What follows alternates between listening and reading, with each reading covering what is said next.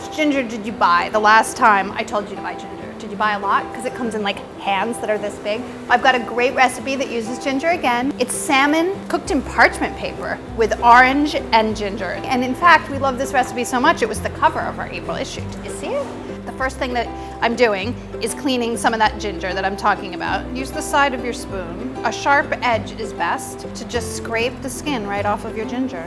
Plus it's fun and it makes you look cool.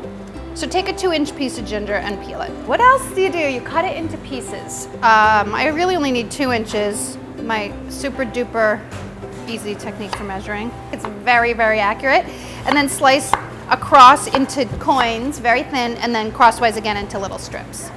And then just set that aside for a sec.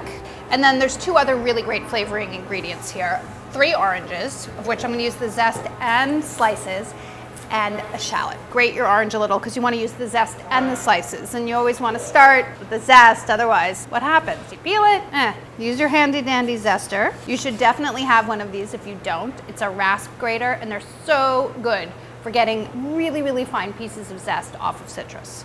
Once you've zested it, then you can remove the peel in big strips. Cut off the ends and then cut down along the fruit, exposing just the orange part and removing all of the pith. It's okay if there's a little bit of orange on there. That's really the only way to get all of the pith off. Once you've removed all of the pith, I just like to go back in and make sure that everything has been removed.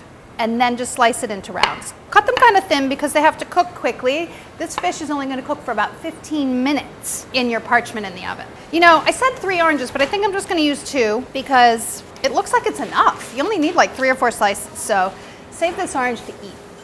So to do shallots is kind of like onion. You just remove the root end and the stem end. Shallots have 2 lobes usually, and they separate, and then you go in and peel it. The usual peeling method that you use for onions. People like to say that it's milder than onions, but I actually feel like it's a little bit sharper than onions. Those are your aromatics and what's going to flavor your dish. Now for the fun part, the layering and the wrapping. Cooking in parchment is so great because it can be really, really low in fat. So what you do is you put about 2 ounces of spinach down on the parchment. Baby spinach!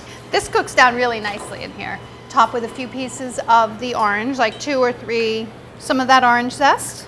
Then the salmon, 1 piece, about an inch and a half thick.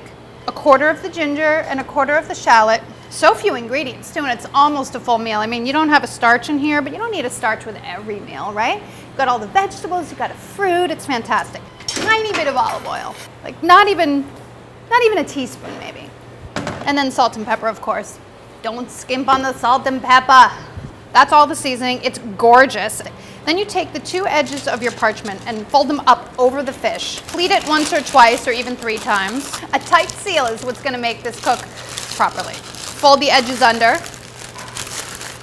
and put it on a baking sheet. This makes a solid pack that's gonna hold all the steam in, and that's what's gonna cook your fish in the oven.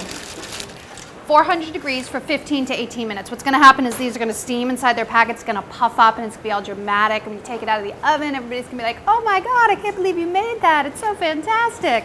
You'll see. Cooking in parchment is actually a really, really great technique, particularly for fish, but it works for other stuff too. So go on our website because there's a lot of different recipes. I'm just waiting for the fish to be done 15 to 18 minutes. So what am I gonna do? I'm gonna clean. Why? Because I'm a neat freak.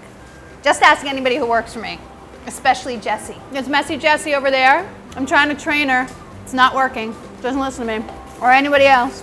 Pretty good at everything else though. All right, so here we are, totally done. Well, they're puffy and aromatic and beautiful. Well, look at this one. This one's puffy. Puffy, look. If you're worried about knowing when they're done, take it out of the oven after 15, open it, and check your fish. And it should flake, but it can have a tiny bit of translucency in the center. I'm opening it up to show you. However, the dramatic and cool way to serve these is right on a plate in their parchment. And then you bring it out to the table and you give it to people and let them open it themselves. That way they get the amazing aroma and it's so magnificent and delicious smelling. And that's all part of the parchment experience. And people are gonna be amazed and delighted, I guarantee it. Super fast, it only took at the most 20 minutes. There's no arguing with me. Please make this tonight or I'll be very mad at you. No, I won't. But try it, it's really fantastic.